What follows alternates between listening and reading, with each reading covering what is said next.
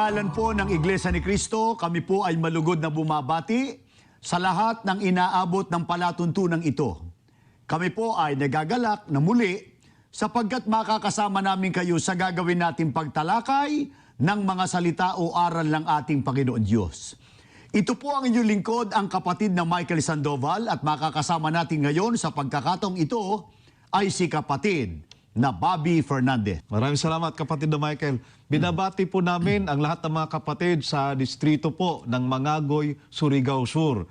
Sa pangunguna po ng kanilang tagapangasiwa, kapatid na Eugene Kapanpan, at sa kanila pong assistant tagapangasiwa, kapatid na Alan Fernandez, na kapatid ko yun, kapatid na Michael. Yung kuya mo, kapatid na Bobby. Opo. Pero kaya pala gwapo rin eh. At maghahawig kayo. Kasya lang. Okay. Ang pagtalakay po natin sa pagkakataong ito ay nakabatay po sa ipinahayag ng isa sa mga Catholic Defenders. Anong paksa, kapatid na Bobby, ang tinatalakay ni Attorney Mars? Balikan natin siya. Tinatalakay niya yung top 10 reasons kung bakit sinasabi nilang tunay na iglesia ang Iglesia Katolika. Pakinggan natin sila. Ngayon, tayo ay patuloy na nananampalataya sa Panginoong Hesus. Bagamat maraming krisis na kinakaharap ang simbahan. Dito sa pahayag ni Attorney Mars, na mismo si Attorney Mars, ay sinasabi po niya na di umano ay patuloy raw na nananampalataya sa ating Panginoong Kristo ang mga Katoliko. Ngayon, sa pagkakataong ito, kapatid Bobby, anong reaksyon natin sa ipinahayag ni ito ni Attorney Mars? Mabuti sana, kapatid na Michael, kung ang kanilang pananampalataya kay Kristo ay ayon sa Biblia. Tama po na dapat patuloy na manampalataya sa ating Panginoong Jesucristo. Subalit, nakalulungkot na mali ang kanila pong pananampalataya sa ating Panginoong Jesucristo. Sa panig ng mga neutral, maaari sabihin nila, mabigat na akusasyon na sabihin nating mali ang pananampalataya ng simbahang Katoliko sa ating Panginoon Kristo. Ayon, kapatid na Bobby, sa aklat mismo ng Iglesia Katolika, ito'y alang-alang sa mga Katoliko at baka hindi nakakaalam yung iba. Sa ano ba hinango ng Iglesia Katolika ang pananampalataya sa ating Panginoon Kristo, kaya natitiyak natin mali ang aral ng simbahang Katoliko sa kanilang pananampalataya sa Panginoon Kristo? Ang pasasagutin natin, kapatid na Michael at mga mahal na taga-subaybay, ay ang otoridad mismo ng Iglesia Katolika. Dito po sa kanilang aklat, The Spirit of Catholicism, na isinulat po ni Carl Adam, at mababasa po ninyo sa screen ang mga nagpapatotoo at nagpapatibay sa pagpapaprint ng aklat na ito na pawang otoridad ng Iglesia Katolika. Dito po sa pahina 50, ganito po ang ating mababasa. Kung wala ang banal na kasulatan, sabi ni Moller, ang tunay na anyo ng mga pangungusap ni Jesus ay naipagkait sana sa atin. Ngunit, hindi kinuha ng Katoliko sa banal na kasulatan ang kanyang pananampalataya kay Jesus. Napansin po ba ninyo? Ayon mismo po sa otoridad ng Iglesia Katolika, hindi po kinuha ng mga Katoliko sa banal na kasulatan ang kanyang pananampalataya kay Jesus. Kung hindi kinuha sa banal na kasulatan o sa Biblia, saan nanggaling ang pananampalataya ng mga Katoliko sa ating Panginoong Kristo? Otoridad din po ng Iglesia Katolika ang sasagot, kapatid na Michael. Kaya hindi nila tayo pwedeng akusahan na ito ay nagbibintang tayo sa kanila. Ito, ang ating babasahin ay Discourses on the Apostles' Creed na isinulat po ni Reverend Clement H. Crack sa pahina 206. Ganito po ang pagkakasulat sa wikang Pilipino na. Kaya halimbawa noon lamang 325 taon ng Panginoon sa Konsilyo ng Nicea, nang ipaliwanag ng Iglesia, ang tinutukoy dito, Iglesia Katolika, sa atin na isang alituntunin ng pananampalataya na si Jesus ay tunay na Diyos. Ayon po sa kanilang aklat, ang aral na si Kristo ay tunay na Diyos ay ipinaliwanag po ng Iglesia Katolika sa pamamagitan po ng kanilang konsilyo noong 325 taon ng Panginoon, kapatid na Michael. Ano ba yung tinatawag na konsilyo? Alang-alang doon sa mga hindi naman familiar sa kanila, yung terminong konsilyo ng Iglesia Katolika. Yan ay isang pagpupulong ng mga obispo ng Iglesia Katolika, iba't ibang mga otoridad, upang pagtibayin ang mga pananampalataya at ang doktrina ng Iglesia Katolika. At ano ang isa sa doktrina o aral na pinagtibay sa nasabing konsilyo? Ang pagiging Diyos ng ating Panginoong Jesucristo. Meron nais ipapansin sa kanila, kapatid na Michael. Ang taong yan, 325, matagal nang patay ang mga apostol. Matagal na pong tapos ang pagkakasulat ng banal na kasulatan. At matagal na rin pong ang Panginoong Jesucristo ay nasa langit na. Kaya ang aral na ang ating Panginoong Jesucristo, di umano ay Diyos, ay wala pong kinalaman ng mga apostol. Wala pong kinalaman ang Biblia, lalong walang kinalaman ng ating Panginoong Jesucristo, kundi isang aral na inimbento lang ng Iglesia Katolika. At ipinapapansin natin, hindi basta Diyos tunay na Diyos daw ang ating Panginoong Jesucristo. Mga kaibigan, pagka po Biblia ang ating sinangguni, sino ang ipinakikilala, kapatid na Bobby, ng ating Panginoong Jesucristo na tunay na Diyos? Siya ba? Pakinggan po natin ang mismong pagtuturo ng ating Panginoong Jesucristo. Dito po sa Juan 17:1 at 3. Ang mga bagay na ito'y sinalita ni Jesus. At sa pagtingala ng kanyang mga mata sa langit ay sinabi niya, Ama, dumating na ang oras. Luwalhatiin mo ang iyong anak upang ikaw ay luwalhatiin ng anak. At ito ang buhay na walang hanggan, na ikaw ay makilala nila na iisang Diyos na tunay at siyang iyong sinugo sa makatwid bagay si Jesucristo. Malinaw po na ang tunay na Diyos na ipinakilala ng ating Panginoong Jesucristo ay ang Ama, ang iisang tunay na Diyos. Kaya yung sinasabi kanina ni Attorney Mars na Ngayon, tayo ay patuloy na nananampalataya sa Panginoong Hesus. Bagamat maraming krisis na kinakaharapang simbahan, dito po, kitang-kita natin, iba ang pananampalatayang Katoliko sa kanilang pagkakilala sa ating Panginoong Jesucristo kung ihahambing sa pagtuturo o pananampalatayang itinuturo ng Biblia tungkol sa kung sino ang Panginoong Jesucristo at kung sino po ang tunay na Diyos. Kaya kapatid na Bobby, ayon sa mga apostol, Biblia muli ang ating basahin. Pagka tayo o sino man tumanggap ng turo o aral pero iba sa itinuro ng Panginoong Jesucristo at ng kanyang mga apostol sapagkat iba sa nakasulat sa Biblia, anong buong higpit na tagubilin? Sasagutin tayo ni Apostol Pablo dito sa kanyang sulat sa Galacia 1:8. Datapwat kahimat kami o isang anghel na mula sa langit ang mangaral sa inyo ng anumang ebanghelyo na iba sa aming ipinangangaral sa inyo ay matakwil. Malinaw po ang pahayag ni Apostol Pablo na kapag ang itinuturo ng ibang tagapangaral ay iba na kaysa ipinangaral ng mga apostol, dapat pong itakwil, mga mahal na taga-subaybay. Kaya dito po sa Iglesia ni Cristo, huwag naman magdaramdam yung mga kababayan naming Katoliko. Ano po? Ang aming tinatanggap at pinaninindigan ng aral ay kung ano lamang po ang nakalagay o nakasulat sa Biblia. Pagka po labag sa Biblia, yun po ay dapat nating itakwil sapagkat hindi po ikapagmamana ng kaligtasan at ng buhay na walang hanggan. Kaya nga itong si Attorney Mars, kapatid na Bobby, pagka ating pinanood yung kanyang video, paano niya ipinakilala, inilarawan, yung miyembro ng simbahang Katoliko? Mabuti, panoorin natin siya. marami tayong mga kapatid, mga kakilala na hindi maganda ang pamumuhay bilang mga Kristiyano, bilang mga Katoliko, na eskandalo ang kanilang pamumuhay sa ibang mga tao, no? Lahat siguro ng klaseng pagkakamali at pagkakasala ginagawa na. Pero anong magagawa natin, no? These people are those who do not live up to to the standards of the gospel. Awang-awa tayo, kapatid na Bobby, dito kay Attorney Mars.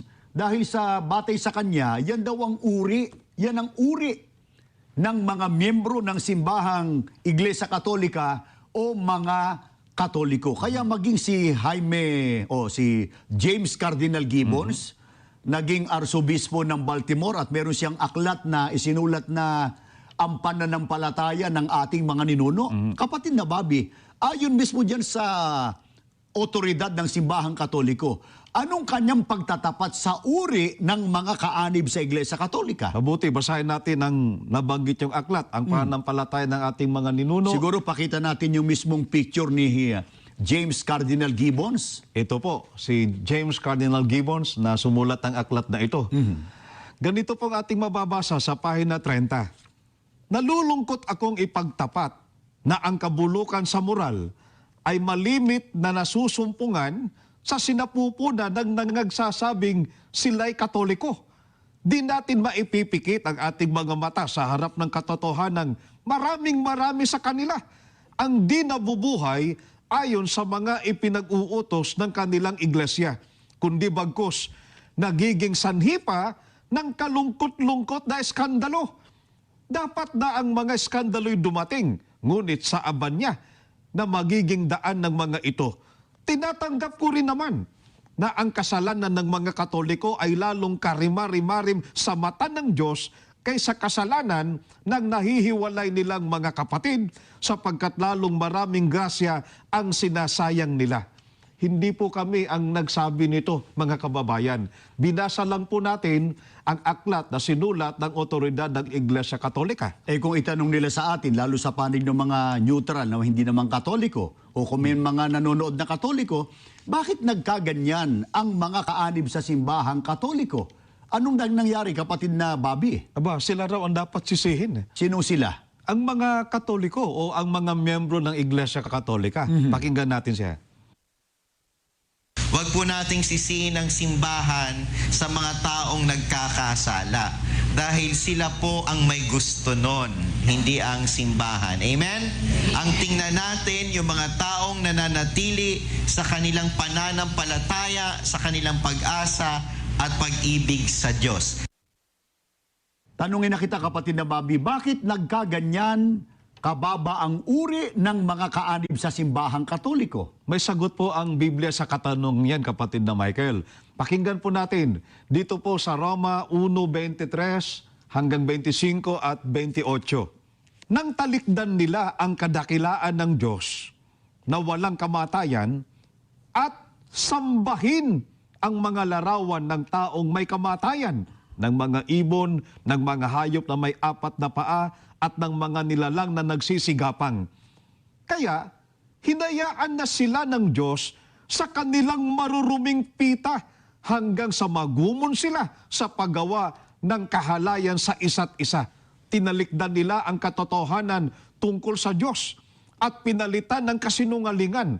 Sinamba nila at pinaglingkuran ang nilalang sa halip na ang lumalang na siyang dapat papurihan magpakailanman. Amen. Sapagkat ayaw nilang kumilala sa Diyos.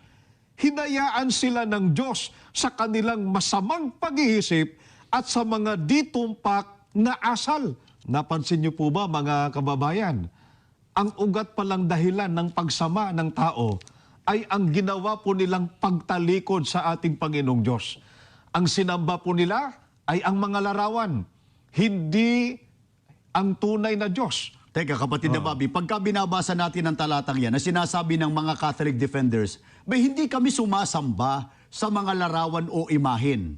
Hindi yan ang talagang sinasamba. Yan ay representasyon lang namin para kami ay makapag-concentrate sa pagsamba at pananalangin sa Panginoon Diyos. Mabuti ay iparinig at ipapanood natin yon. Kaya dahil po dyan, hindi natin sinasamba itong mga larawan. Sapagkat yan ay representasyon lamang ng ating Panginoong Jesucristo at ng mahal na Birhen at ng mga santo. Kahit naman yung tunay, kagaya ng mahal na Birhen Maria, hindi po natin yan sinasamba sapagkat hindi siya Diyos. Kapatid na Bob, ang puntahan natin yung mismong opisyal na aklat ng simbahang Katoliko. Ano ang pagtatapat o pag-amin ng simbahang Katoliko sa ginagawang pagsamba ng mga Katoliko? Halimbawa sila nakaharap sa larawan, hindi nga ba sila sumasamba sa larawan? Pakinggan po ninyo ang nakasulat dito po sa Catechism of Christian Doctrine number 3. Mapapansin po ninyo ang mga otoridad ng aklat na ito. Ganito po ang ating mababasa sa pahina 87.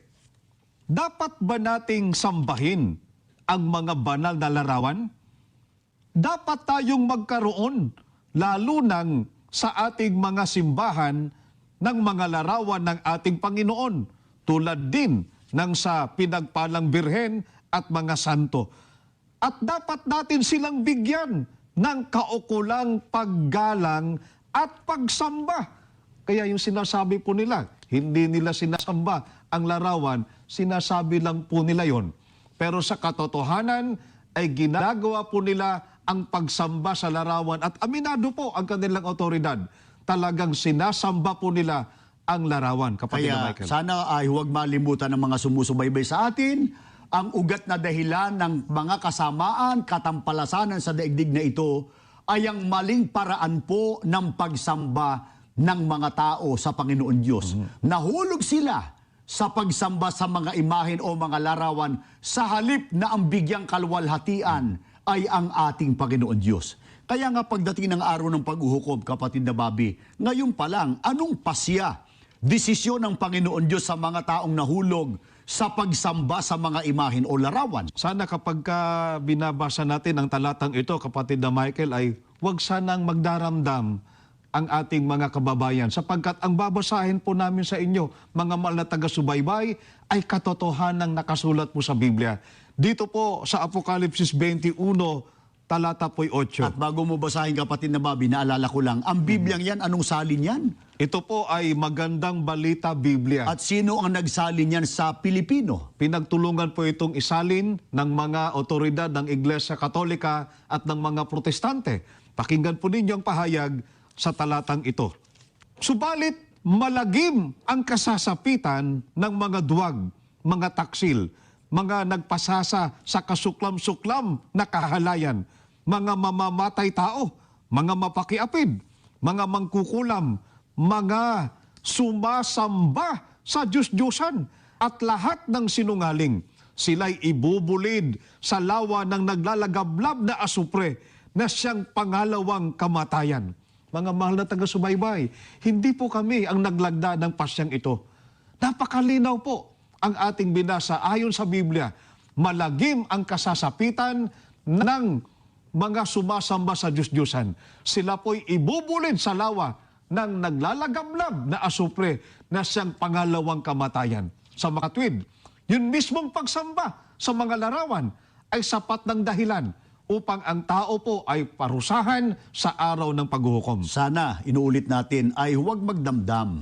At sana huwag magdaramdam si Attorney Mars, yung Catholic Defender, na yung inaangkin niya na tunay ang Iglesia Katolika. Anong masasabi natin doon? Doon sa kanilang 10 reasons, dalawa pa lang yung ating nabanggit. Eh, pamantayan nila yun para sabihin sila'y tunay na iglesia. Eh doon sa pamantayang sila mismo ang nagbigay, hindi po sila pasado, kapatid na Michael. Sapagkat paanong magiging tunay na samahang sa Diyos kung ang uri ng pagsamba po ay magiging daan para po hindi makarating sa kaligtasan. Ngayon, kung sabihin nilang nung iba, ganito kapatid na Bobby, eh anong dapat kong gawin? Halimbawa, ipinanganak akong Katoliko. Andito ang lolo ko, lola ko, tatay ko, nanay ko, mga kapatid ko, at yung aking ibarang mga immediate relatives, eh nahulog na kami sa ganitong o kinagis na namin yung ganitong uri ng pagsamba na may mga imahin. Anong dapat gawin para hindi makasama doon sa kapahamakan pagdating ng araw ng paghuhukom? Meron pong ipinag-uutos ang ating Panginoong Diyos na dapat na gawin at sana po ay pakinggan nating mabuti ang nakasulat dito po sa 2 Korinto 6:16 hanggang 18. At anong pakikipagkaisa mayroon ang templo ng Diyos sa mga Diyos-Diyosan, sapagkat tayo'y templo ng Diyos na buhay. Gaya ng sabi ng Diyos, Mananahan ako sa kanila at lalakad ako sa kanila. At ako'y magiging kanilang Diyos at sila'y magiging aking bayan. Kaya nga, magsialis kayo sa kanila at magsihiwalay kayo, sabi ng Panginoon. At huwag kayong magsihipo ng mga bagay na marumi. At kayo'y aking tatanggapin. At ako sa inyo'y magiging ama at sa akin kayo'y magiging mga anak na lalaki at babae, sabi ng Panginoon na makapangyarihan sa lahat.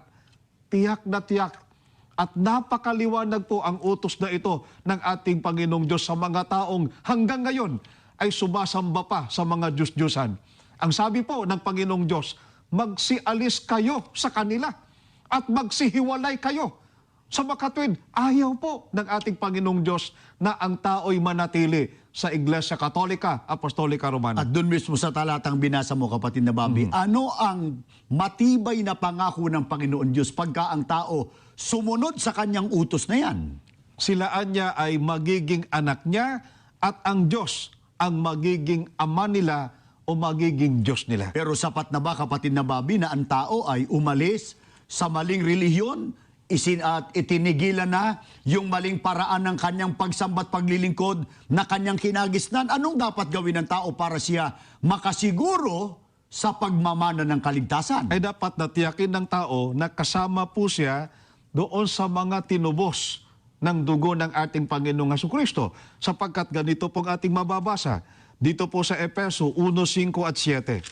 Na tayo'y itinalagan niya ng una pa sa pagkukupkup na tulad sa mga anak sa pamamagitan ni Jesucristo sa ganang kanya, ayon sa minagaling ng kanyang kalooban, na sa kanya'y meron tayo ng ating katubusan sa pamamagitan ng kanyang dugo, na kapatawaran ng ating mga kasalanan ayon sa mga kayamanan ng kanyang biyaya. Ayon po sa ating binasa, mga mahal na taga-subaybay, dapat tayong matubos ng dugo ng ating Panginoong Jesucristo upang mapatawad ang ating mga kasalanan. Ito po ang paraan upang tayo ay makabilang sa kinikilala pong mga anak ng ating Panginoong Diyos. Ang paniniwala ng iba, nang namatay ang ating Panginoon Jesucristo sa krus, lahat daw ng tao nakinabang sa katubusang dulot ng kamatayan na yun ng Panginoon Jesucristo. Sa Biblia ba, kapatid na Bobby, alang-alang sa kanila, alin ang pinatutunayan ng mga apostol na tinubos o nakinabang sa mahalagang dugo ng Panginoong Jesucristo? Pakinggan po natin, mga mahal na taga-subaybay, dito po sa Gawa 20:28, dito po sa Bibliang isinali ni George M. Lamsa, sa pagkakaliwat na po sa wikang Pilipino. Ingatan ninyo kung gayon ang inyong sarili at ang buong kawan. Narito'y hinirang kayo ng Espiritu Santo ng mga katiwala upang pakanin ang Iglesia ni Kristo na binili niya ng kanyang dugo. Napakalinaw po, mga mahal na taga-subaybay. Ang binili o tinubos ng dugo ng ating Panginoong Jesucristo ay ang Iglesia ni Kristo o ang tinatawag po ng Biblia na kawan. Kaya napakahalaga po, mga kaibigan, mga kababayan namin, na hanapin po ninyo ang tunay na iglesyang nakinabang sa mahalagang dugo ng ating Panginoon Jesucristo. At pag natagpuan po ninyo, dun kayo sumama. At sa inyong pagsusuri, ang panawagan po namin, isama ninyo ang iglesyang ni Kristo na naglilingkod sa inyo sa palatuntunang ito para inyong suriin, alamin, ang mga aral ba na mga itinuturo at itinataguyod sa iglesyang ito ay pawang nakabatay sa Biblia. At ito ba talaga ang tunay na iglesia na nakinabang sa kamatayan ng ating Panginoon Jesucristo? Kaya nga, kapatid na Bobby, yayamang meron pa tayong nalalabing ilang minuto, ay mahalagang basahin natin sa kanila sa kabilang dako pagka ang tao hindi natagpuan yung tunay na paraan ng pagsamba, hindi natutunan yung tunay na paraan ng paglilingkod sa Panginoon Diyos, anong gagawin sa kanila pagdating ng araw ng paghukom ayon sa ating Panginoon Jesucristo? Pakinggan po natin ang pahayag po ng ating Panginoong Jesucristo mismo.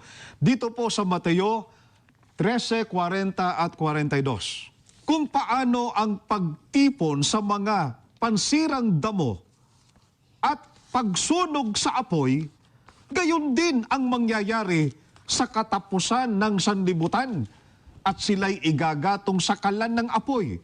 Diyan na nga ang pagtangis at ang paggagalit ng mga ngipin. Sa katapusan po ng sanlibutan, magaganap ang sinabi ng ating Panginoong Jesucristo na ang mga taong tumangging pumasok sa Kanya ay tatangis.